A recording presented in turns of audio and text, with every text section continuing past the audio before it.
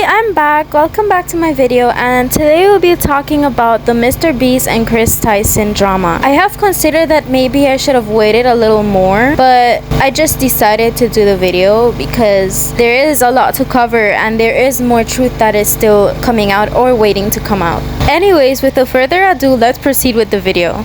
So, to give you a little bit of context, this all started when the YouTuber by the name of Prism42 came out with allegations against Chris Tyson and him conversing with minors. It was on June 13 when all of this came out, and it has been an ongoing feud ever since. The guy would refer to the victim as BW, or as Lava, as we all know him, and began to talk about all the things that Chris Tyson has done, or how it all started and how he reached out to speak to the minor. This video has actually surprisingly gone unnoticed for over 2 months now, or should I say a month and a half, when worse things started coming out and his videos started getting noticed even more.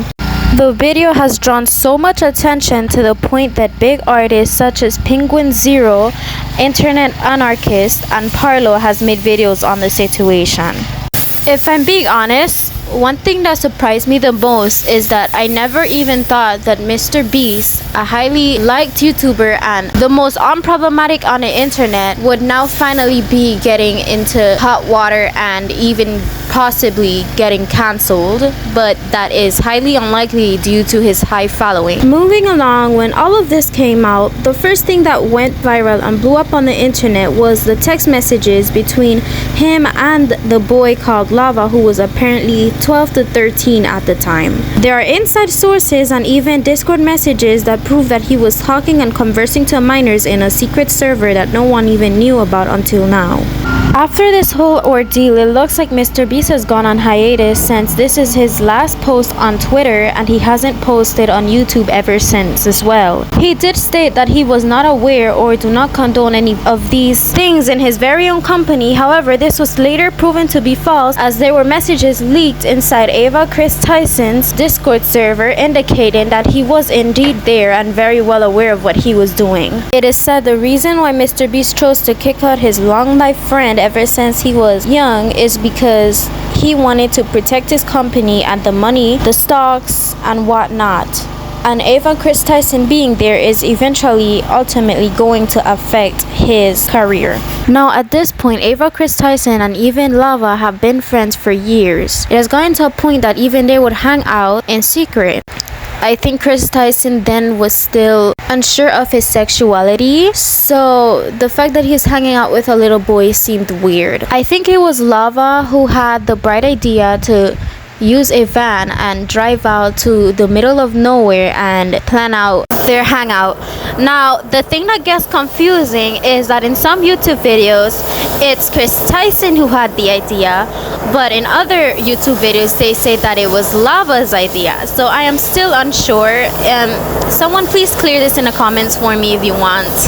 Now, there has been other minors coming out, such as females and males alike, that has apparently conversed with Chris Tyson. The girl that I'm showing you right now is apparently a moderator in the minors server that they were in, and she was also Chris Tyson's friend for years. I don't remember how they met. I think they met when she joined one of the voice chat logs and they were talking, and I think he texted her and they became good friends ever since then.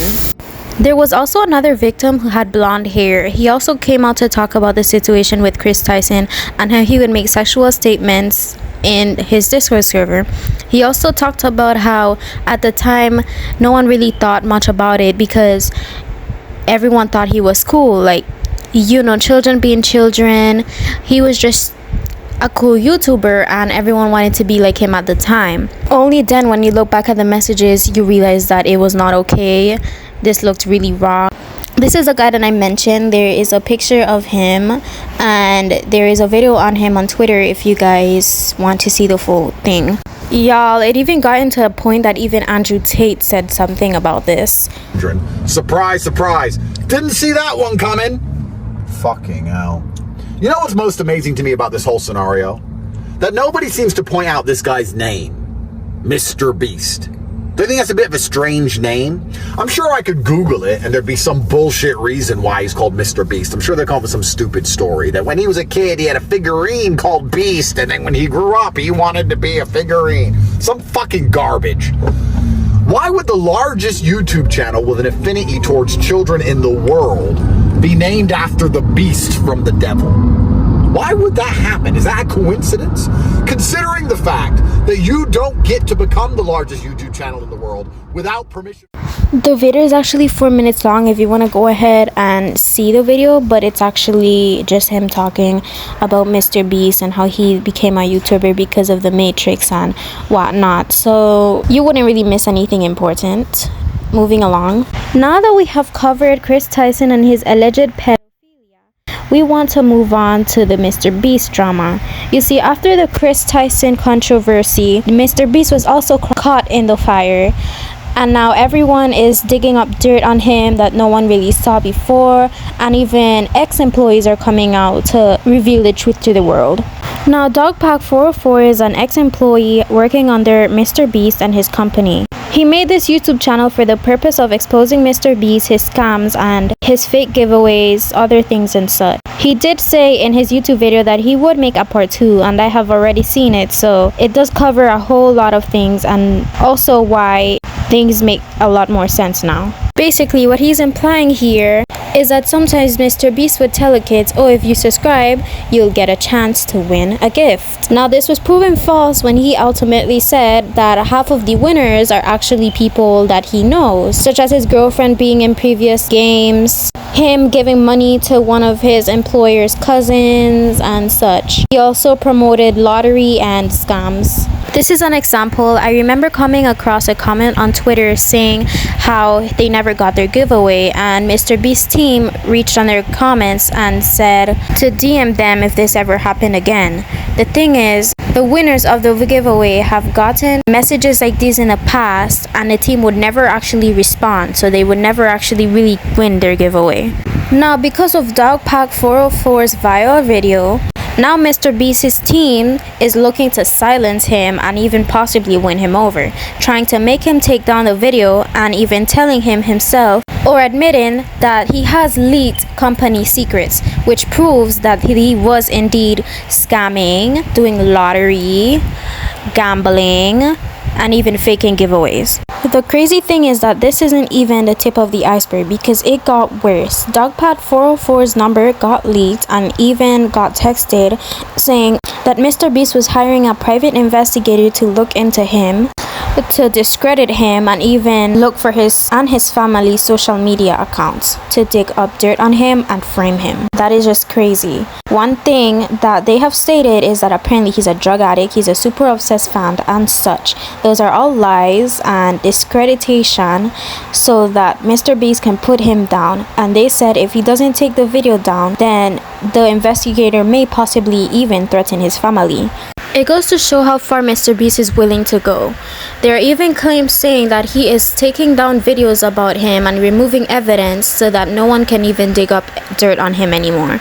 But if that was the case and he was telling the truth, then why would he need to remove such evidence? For example, in one of these things, Mr. Beast did say in a live that within 30 seconds, if you purchase his shirt, you will have a chance to win a giveaway. Then later, he said in the next 5 minutes, which is indicating that he was probably never planning to even do the giveaway in the first place, which angered a lot of people because the people that did order under 30 seconds got upset because he later changed it to 5 minutes. So in my opinion, I feel like the employers in Mr. Beast's company have poorly managed the people who have participated in Mr. Beast videos in the past. The reason I believe this is because a very famous YouTuber by the name of Ben of the Week has made a video on Mr. Beast. Now, the video does not throw shade at him precisely, but he does explain that there was a 50-50% chance that he would be in the video, and to people's surprise, he did not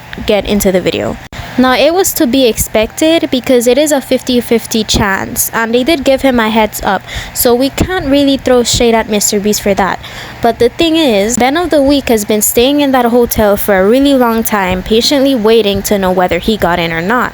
It has been 4 days past, and by that time, people were already recording. So he never got a message or a call back from Mr. Beast or his employers indicating that he didn't make it. So he just stood there for 4 days without warning.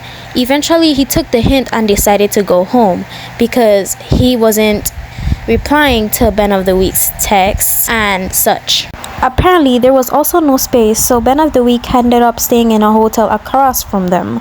I feel like if Mr. Beast is the host of the game and the video, then he should be worried and at least check on the people that he waited for to arrive for his video. Or in other words, be more responsible and always update them. So aside from this whole ordeal, it's sad to see someone who donated $1 million to the poor, the blind, and the deaf to end up getting exposed like this. It proves not everything you see on TV or on a screen is true. I also like to point out something before I end this video. Everyone keep talking about the Wet Soup podcast that Mr. Beast did years ago, and he did imply a sexual comment, which is not okay. But also, to those who don't know, the host of the podcast did say Mr. Beast only said that to see what others would say, and that he would never do anything like that. So here's the video. And he did say that he enjoys the Catch Me Outside girl and thinks she's funny. So let's just so that just shows what. Let's be real. You want to put your dick in her? I mean, it's probably not. Enjoying enjoying someone and putting your dick in someone is a whole different story. Yeah.